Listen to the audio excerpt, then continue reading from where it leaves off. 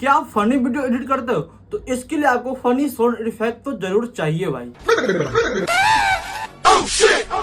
आपको भी मालूम कैसे पता है कि ये सारे साउंड इफेक्ट कहाँ से डाउनलोड करते हैं? तो इसके लिए आपको टेंशन लेने की कोई जरूरत नहीं है, आपका भाई है ना। अगर आप चाहते हो कि इस वेबसाइट का लिंक मैं आपको डीएम में सेंड कर दूं, तो बस इसके लिए आपको कमेंट करना पड़ेगा फनी, मैं आपको डीएम में इसका लिंक सेंड कर दूंगा। लेकिन हाँ, इसके लिए आपको फॉलो करना पड़ेगा, तभी आपके डीएम में जाने वाला है ये लिंक।